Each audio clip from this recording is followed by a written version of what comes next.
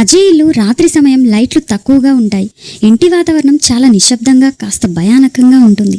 లక్ష్మి వంటగదిలో ఉంటుంది. రాము హాల్లో కూర్చొని ఉంటాడు. అజయ్ తన గది నుండి బయటికి వస్తాడు. అతను 22 ఏళ్ల యువకుడైనా చాలా బలహీనంగా సన్నగా కనిపిస్తాడు. కళ్ళ కింద నల్లటి వలయాలు, మొహం పాలిపోయి ఉంటుంది. రాము అజయ్ని చూసి కంగారుగా, అజయ్ ఏమైంది నాన్న, ఎందుకలా ఉన్నావు అని అడుగుతాడు. అజయ్ ఏమి సమాధానం ఇవ్వకుండా అలాగే నిలబడి ఉంటాడు. అతని చూపులు శూన్యంలో ఉంటాయి.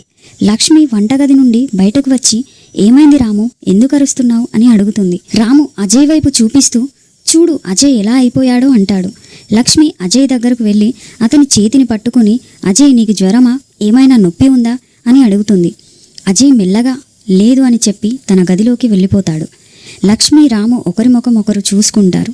వారి కళ్ళల్లో ఆందోళన, భయం స్పష్టంగా కనిపిస్తాయి. అజయ్ పరిస్థితి రోజురోజుకు దిగజారుతోంది. అతను ఇంకా సన్నగా బలహీనంగా మారిపోతాడు. ఎప్పుడూ ఏకాంతంగా ఆలోచనలోనే మునిగిపోతాడు. లక్ష్మి రాము అతనికి చాలా రకాలైన చికిత్సలు చేయిస్తారు. కానీ ఏ ప్రయోజనం ఉండదు. ఒకరోజు లక్ష్మి వంటగదిలో కూర్చొని ఏడుస్తుంది. రాము ఆమెను ఓదార్చడానికి ప్రయత్నిస్తాడు. లక్ష్మి, రాము మన అజయ్ని చూస్తే నాకు భయమేస్తోంది. వాడు ఇలా ఎందుకైపోయాడు? ఎవరైనా వాడికి ఏదైనా చేశారా? వాడి వయసు 22 ఏళ్ళు.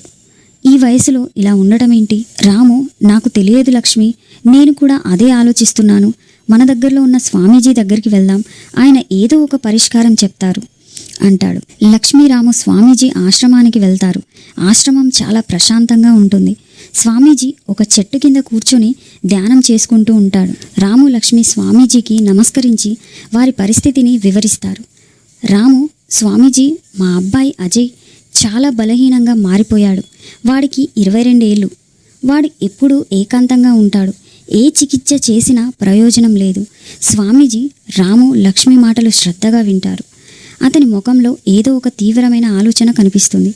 స్వామీజీ అంటారు, మీ అబ్బాయి ఫోటో ఉందా? రాము ఒక ఫోటోను తీసి స్వామీజీకి ఇస్తాడు.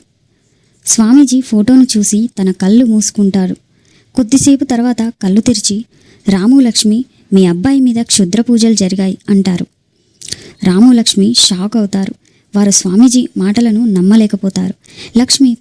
లక్ష్మి అంటుంది, క్షుద్ర పూజలా? ఎవరు చేస్తారు అలా? మా అబ్బాయికి ఎవరితోనూ శత్రుత్వం లేదు కదా? స్వామీజీ అంటారు, ఒక వృద్ధురాలు ఈ పని చేసింది. ఆమె మీ అబ్బాయిని తన వైపుకు తిప్పుకోవడానికి, తన కోరికలను తీర్చుకోవడానికి క్షుద్ర పూజలు చేసింది.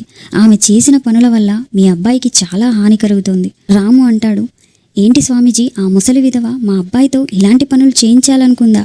స్వామీజీ అంటారు, అవును, ఆమె తన కామం తీర్చుకోవడానికి ఈ 22 ఏళ్ల యువకుడిని వశపరుచుకోవడానికి క్షుద్ర పూజలు చేసింది. ఆమె వల్ల మీ అబ్బాయి ప్రాణాలు ప్రమాదంలో ఉన్నాయి. రాము లక్ష్మి కంగారుగా, మరి మా అబ్బాయిని ఎలా కాపాడుకోవాలి అని అడుగుతారు. స్వామీజీ అంటారు, నేను ఒక పూజ చేస్తాను. ఆ పూజ వల్ల మీ అబ్బాయికి విముక్తి లభిస్తుంది. కానీ ఆ పూజ చేయడానికి కొన్ని కఠినమైన నియమాలు పాటించాలి. రాము లక్ష్మి స్వామీజీ చెప్పిన నియమాలను పాటించడానికి సిద్ధంగా ఉంటారు.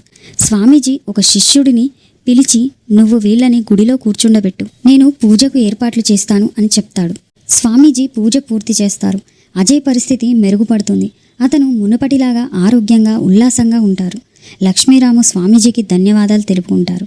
స్వామీజీ, మీ అబ్బాయికి విముక్తి లభించింది. కానీ ఇకపై మీరు జాగ్రత్తగా ఉండాలి. క్షుద్ర పూజలు చేసే వ్యక్తులు ఎప్పుడూ ప్రమాదకరంగా ఉంటారు. అజయ్ తన తల్లిదండ్రులతో ఆనందంగా ఉంటాడు. అతని ముఖంలో చిరునవ్వు కనిపిస్తుంది.